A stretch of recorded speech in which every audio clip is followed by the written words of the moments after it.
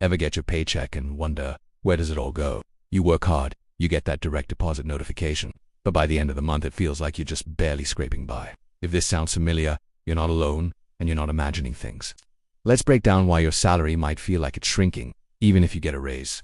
Imagine your salary is a pizza. A few years ago, that pizza could comfortably feed your whole family. But now, it seems like the slices are getting smaller and smaller.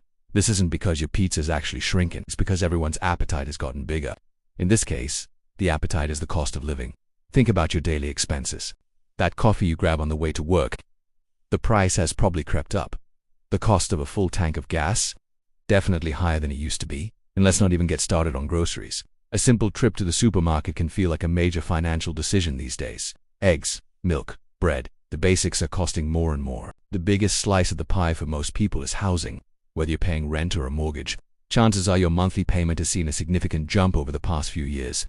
In many cities across the United States, rent prices have soared, making it harder to find an affordable place to live. So, a larger portion of your income is immediately eaten up by just keeping a roof over your head. So what's the deal? A big part of the answer is a word you've probably heard a lot: inflation. Inflation is the rate at which the general level of prices for goods and services is rising, and subsequently, purchasing power is falling. Simply put, your dollar doesn't stretch as far as it used to. While your salary might have increased by, say, 3%, if the cost of living goes up by 5%, you've actually lost ground. You have less buying power than you did before. It's like running on a treadmill. You're putting in the effort, you're moving, but you're not actually getting ahead.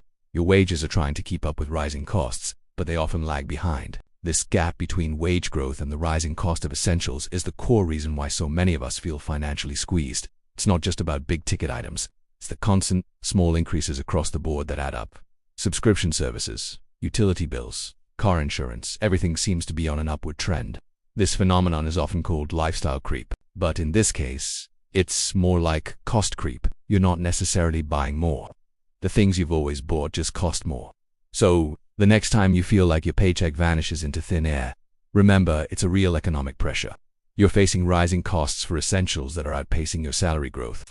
Understanding this is the first step. The next is to look at budgeting, financial planning, and advocating for wages that truly reflect the cost of living today.